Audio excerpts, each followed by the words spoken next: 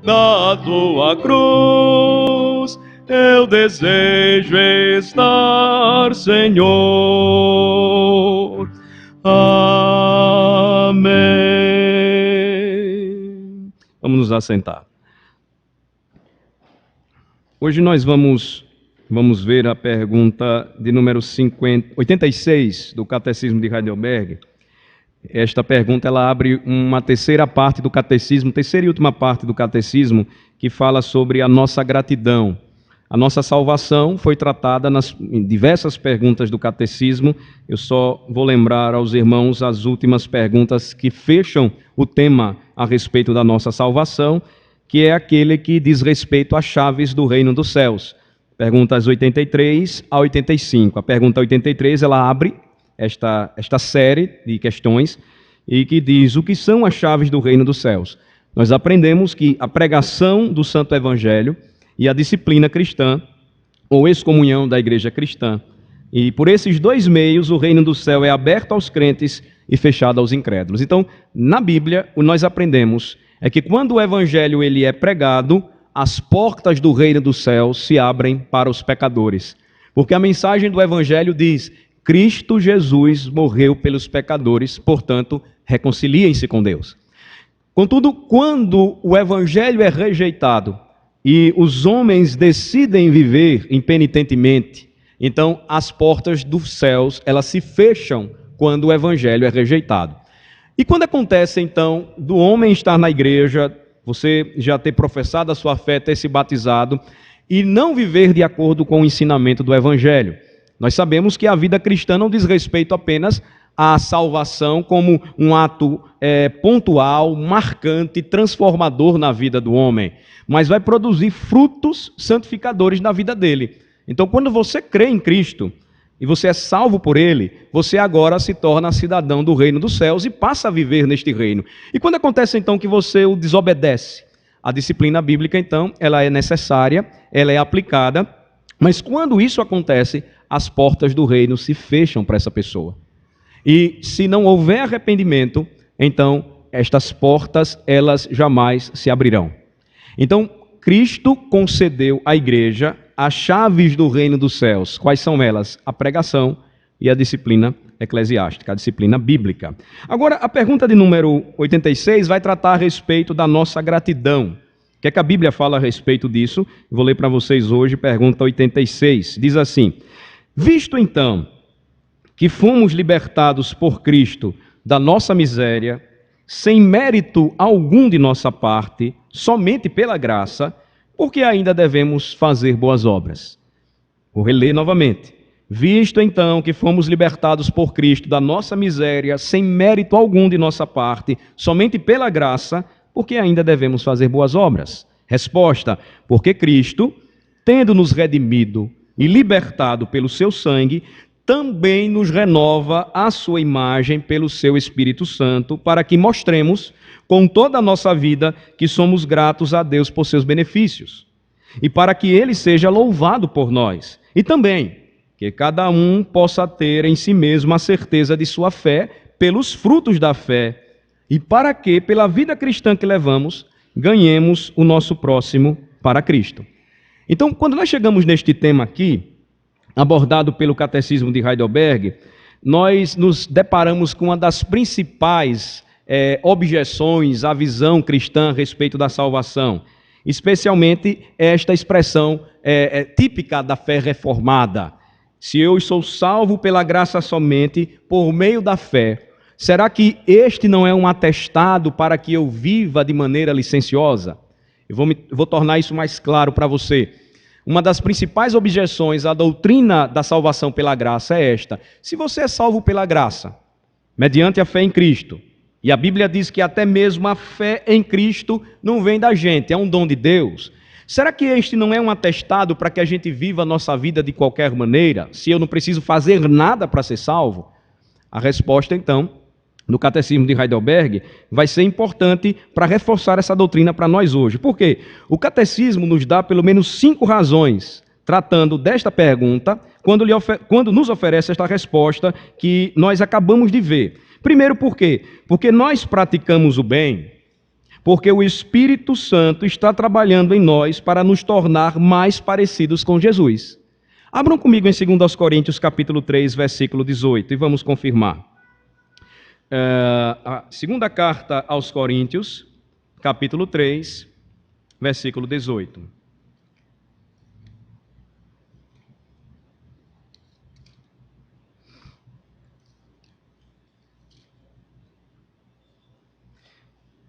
Vocês vão ler comigo, tá certo? 2 Coríntios 3, 18.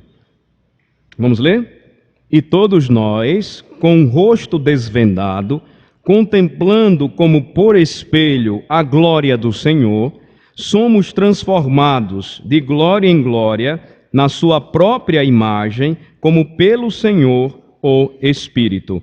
Então, por que a visão cristã de salvação, ela não é um atestado para que eu viva a minha vida licenciosamente? Ou seja, se eu já estou salvo, então eu posso praticar qualquer pecado, porque a salvação é pela graça.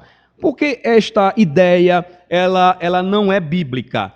Porque quando eu sou salvo pela graça, mediante a fé em Cristo, eu começo a experimentar frutos em minha alma, que começam a brotar desta nova árvore que sou, porque estou ligado a Cristo, e estes frutos são frutos de gratidão.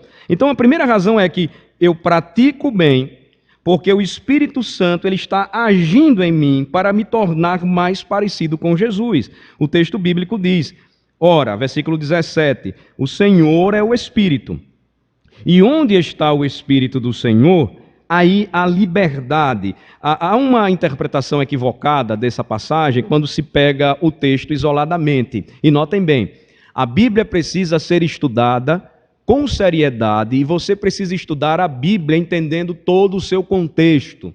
A Bíblia é um conjunto de 66 livros que não estão desconectados. Todos eles estão ligados. Então, se eu pego um texto isoladamente, um versículo isoladamente, eu então estou criando um pretexto para uma nova doutrina.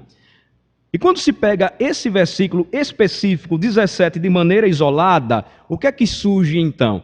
Ora, onde há o Espírito do Senhor, há liberdade, pastor. Então eu posso fazer o que eu quiser. Eu estou no Espírito. E aí, irmãos, as maiores loucuras elas acontecem. Eu já citei algumas delas para vocês, mas só para eu lembrar a vocês que recentemente agora nós tivemos mais uma daquelas lutas, né, chamadas de Ultimate Fight, que são os vale-tudos hoje, legalizados.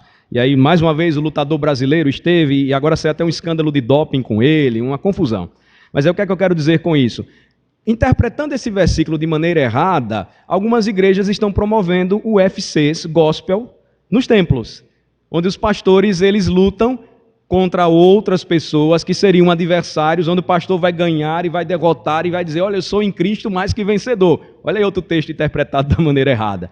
Então, se eu pego o texto isolado, eu posso fazer o que eu quiser, só que eu não tenho liberdade para isso. A liberdade aqui que eu tenho no Espírito é de ler e entender a revelação na Bíblia que diz que Cristo Jesus, ele deu a sua vida por mim e me fez agora uma nova criatura.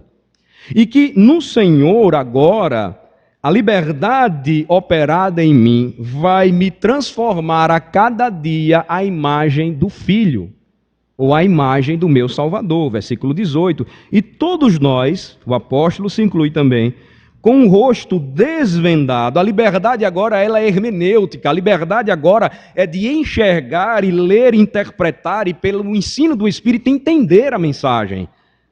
E todos nós com o rosto desvendado, contemplando como por espelho a glória do Senhor, somos transformados de glória em glória na sua própria imagem, como pelo Senhor o Espírito. Ou seja, eu não podia ver antes, hoje eu posso ver. Às vezes você está lendo uma passagem pela terceira, quarta, quinta vez, ou você está ouvindo um pastor pregar uma passagem que você já ouviu 2, 3, 4, 5, até 6 sermões na mesma passagem, mas você nunca entendeu aquela passagem. Às vezes o problema não foi nem de comunicação do pregador, mas que naquele tempo específico, aquilo ainda não havia sido desvendado para você. Mas aí acontece que um dia o pastor está pregando, ou o professor de escola dominical está ensinando, ou você mesmo está sentado lendo, e aquela verdade ela é aberta para você, e você diz, como é que tudo isso estava aí e eu nunca vi? É essa liberdade que o Espírito concede a mim e a vocês em Cristo, para contemplar a glória do Senhor, desvendando aquilo que estava um dia tapado para a gente. E aí então, Deus em Cristo opera em nós. Mas aí tem outra referência também bíblica importante. O mesmo Espírito que nos fez nascer de novo e nos permitiu crer, também está trabalhando para nos tornar santos. Vamos para Romanos capítulo 6. Romanos capítulo 6, a partir do versículo de número 9.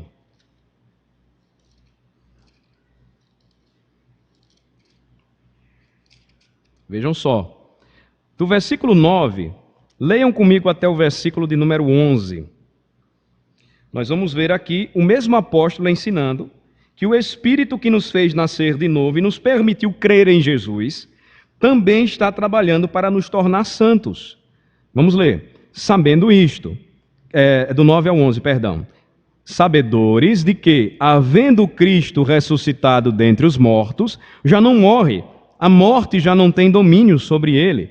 Pois, quanto a ter morrido de uma vez para sempre, morreu para o pecado.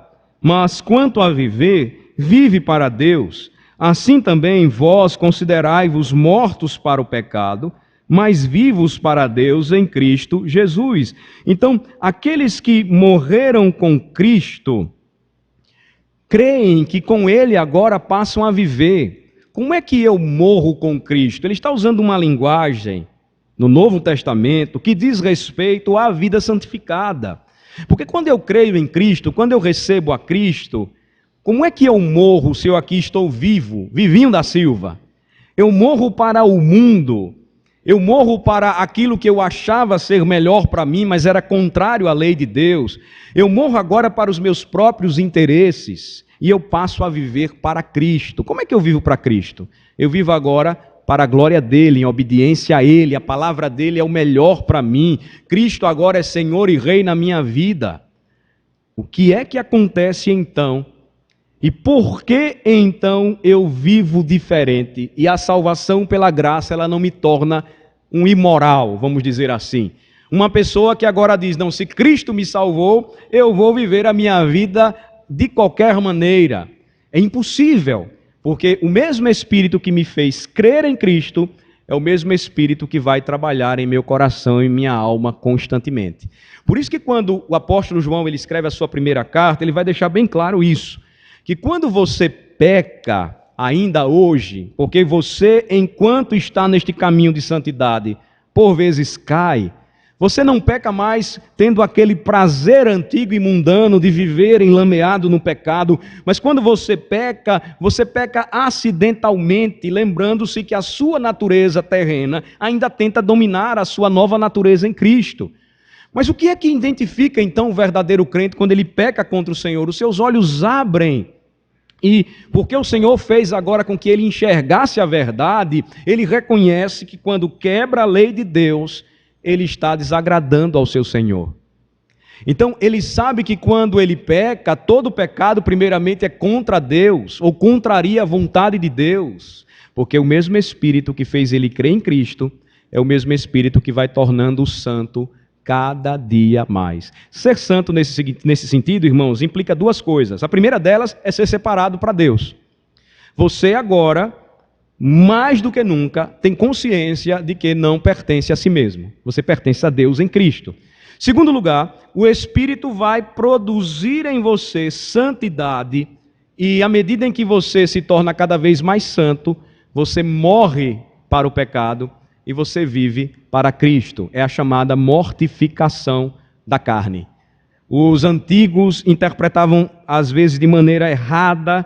Ainda hoje, alguns tentam fazer a mesma coisa, se penitenciando. De que maneira? Se ajoelha no milho, ou com chibatadas, fica várias vezes se castigando, achando que assim vai se tornar mais santo. Não.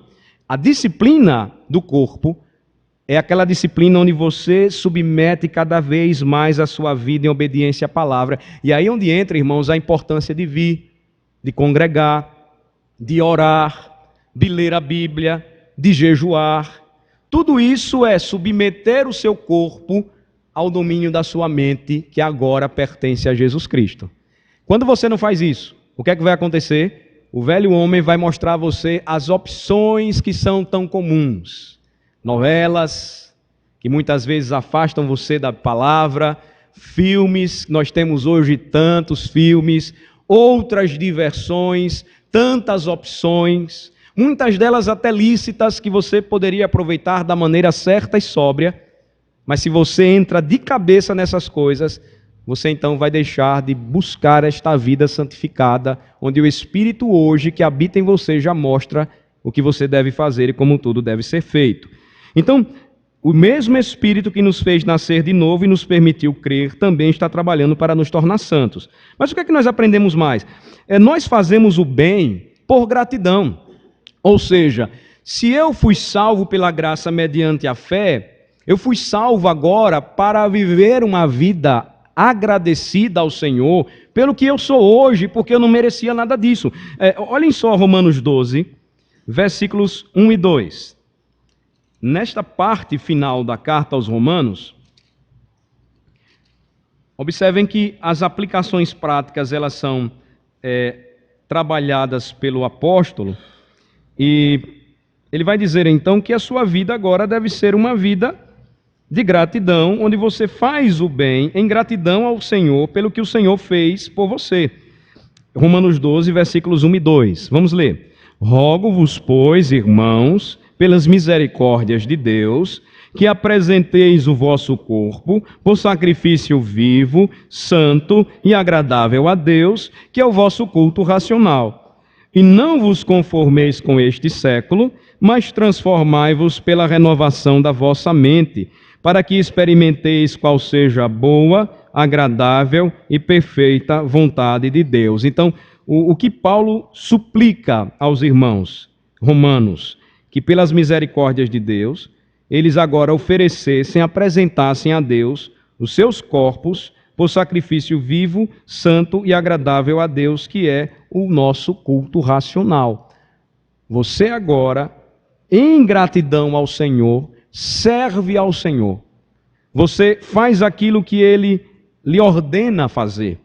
Você não se conforma com este século, mas você então transforma-se pela renovação da sua mente, a fim de experimentar qual seja a boa, agradável e perfeita vontade de Deus. Quando você caminha um pouco mais, você vai notar, a partir do versículo 3, que Cristo concede ao crente dons espirituais para que ele use estes dons na prática do bem. Para que ele use estes dons, que são presentes, que são dádivas, não para benefício próprio, mas que aquilo que ele recebe de graça, ele deve entregar de graça. Olhem só, a partir do versículo de número 3, eu vou pedir que vocês leiam comigo também até o versículo de número 8, tá certo? Vamos lá. Porque, pela graça que me foi dada, digo a cada um dentre vós, que não pense de si mesmo além do que convém. Antes pense com moderação, segundo a medida da fé que Deus repartiu a cada um. Veja, é tudo repartido, compartilhado. Verso 4, vamos lá. Porque assim como num só corpo temos muitos membros, mas nem todos os membros têm a mesma função, assim também nós, conquanto muitos, somos um só corpo em Cristo e membros uns dos outros, tendo, porém, diferentes dons segundo a graça que nos foi dada. Se profecia, seja segundo a proporção da fé. Se ministério, dediquemo-nos ao ministério. Ou o que ensina, esmere-se no fazê-lo. Ou o que exorta, faça-o com dedicação. O que contribui, com liberalidade. O que preside, com diligência. Quem exerce misericórdia, com alegria. Então você serve e faz o bem em gratidão a Deus. E quando você faz isso, o que é que acontece? Duas coisas. Você glorifica a Deus, que salvou você em Cristo, e você faz o bem para a glória de Deus, quando você exercita os seus dons para o seu próximo. Nunca é para você, Sempre é para beneficiar alguém. E aí, como é que você deve fazer as coisas? Ou como é que você deve exercitar os seus dons? Nós temos aqui a apresentação de pelo menos alguns deles, como por exemplo, quem exerce misericórdia, faça com alegria. Quem preside, presida diligentemente. Quem contribui, com liberalidade. Ou seja, sempre visando o bem. Para a gente finalizar, eu vou deixar as outras considerações para quarta-feira que vem, para que não fique tão cansativo nem exaustivo. Me permitam uma conclusão aqui desta segunda consideração. Eu vou só revisar com vocês. A primeira delas, porque as nossas boas obras, elas não têm nenhuma outra função senão a nossa gratidão a Deus, elas não têm poder para nos salvar, mas uma vez salvos em Cristo, nós praticamos boas obras para a glória de Cristo. A primeira razão é que nós praticamos o bem, porque o Espírito Santo está trabalhando em nós para nos tornar mais parecidos com Cristo. E porque o mesmo Espírito que nos fez nascer de novo e nos permitiu crer, também está trabalhando para nos tornar santos. A segunda consideração é que nós fazemos o bem por gratidão. E aqui eu quero finalizar lembrando a vocês e a mim que isso não é uma sugestão de que Deus nos salva e depois trabalhamos o resto da vida para pagar o favor. Não. Vejam só, Romanos 11, 33 a 36. Vai nos mostrar que, em vez disso, nós fazemos o bem, porque a maravilha da nossa salvação produz gratidão tal em nosso coração, de maneira que o nosso prazer agora passa a ser servir a Deus. Vejam só Romanos 11, de 33 a 36, passagem muito conhecida, que diz o seguinte, vamos ler? Ó profundidade da riqueza, tanto da sabedoria como do conhecimento de Deus. Quão insondáveis são os seus juízos e quão inescrutáveis os seus caminhos. Quem, pois, conheceu a mente do Senhor? Ou quem foi o seu conselheiro? Ou quem primeiro deu a ele para que ele venha a ser restituído? Porque dele e por meio dele e para ele são todas as coisas. A ele, pois, a glória eternamente. Amém. A nossa gratidão, ela não é agora uma prestação que nós pagamos a Deus porque Ele nos salvou. Olha, eu salvei você, e você então agora vai ter que exercitar boas obras até o fim da sua vida para você pagar o preço da sua salvação. Não. A Escritura diz que não foi nem por prata, nem por ouro e nem por qualquer outra coisa perecível deste mundo que a gente foi salvo, ou que nós fomos salvos, mas pelo precioso sangue de Jesus. Não há nada que possa pagar este sangue precioso que foi derramado por nós. É graça. Graça é favor imerecido. As boas obras então se encaixam e só tem como se encaixar, segundo as doutrinas da palavra, naquilo que nós aprendemos e que nós denominamos a nossa gratidão a Deus, que nos leva agora a servi-lo. Então, percebam que todas as vezes que nós somos exortados, e às vezes é algo até constrangedor ter que exortar, e dizer, olha, a gente tem que fazer o melhor, olha, a gente tem que seguir em frente, olha, a gente não pode desanimar, olha, para Deus tem que ser sempre o melhor.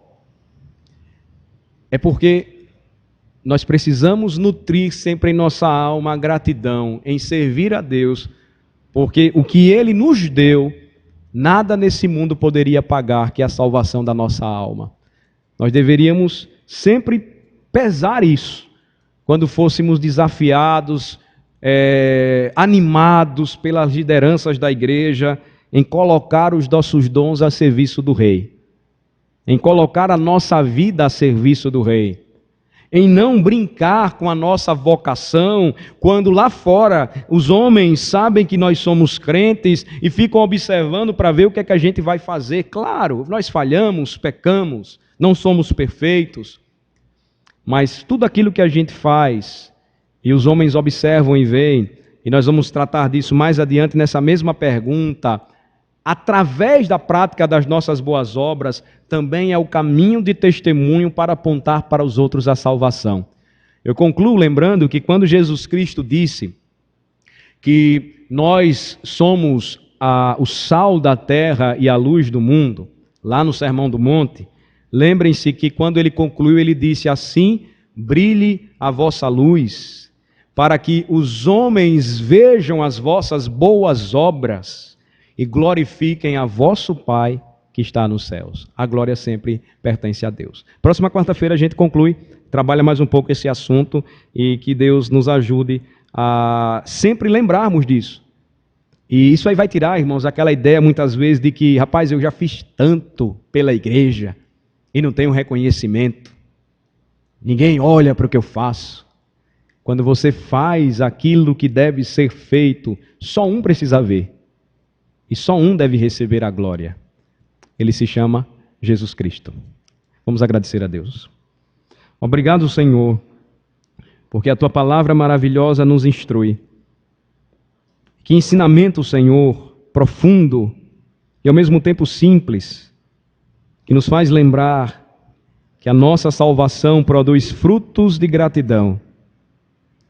Que o Senhor, por seu Santo Espírito, nos fez crer em Jesus pela palavra poderosa e também tem nos santificado nesta caminhada de boas obras, para que jamais nos enganemos, porque não há nada que façamos que pague o preço altíssimo, eterno, que foi Cristo Jesus ter dado a sua vida por nós, mas que a gratidão em nosso coração pela nossa salvação vai nos levar sempre a servir a Deus e, à medida em que servimos ao Senhor, nós o amamos sobre todas as coisas, amamos ao nosso próximo como se fosse nós mesmos. Obrigado, Senhor, pelo momento instrutivo, de aprendizado, de reflexão e de crescimento na palavra. Oramos ao Senhor para que muitos outros irmãos também sejam despertados para a importância deste momento. E também separar um pouco de tempo, de organizarem as suas agendas. Nós sabemos, ó Deus, que a vida é tão corrida hoje, são tantas coisas que temos para fazer, mas que pelo menos dediquemos um pouco de tempo para sentar e, em meio a uma semana corrida, rever irmãos, orar com irmãos e, mais uma vez, receber o alimento que é a Tua palavra. É no nome de Jesus que oramos. Amém.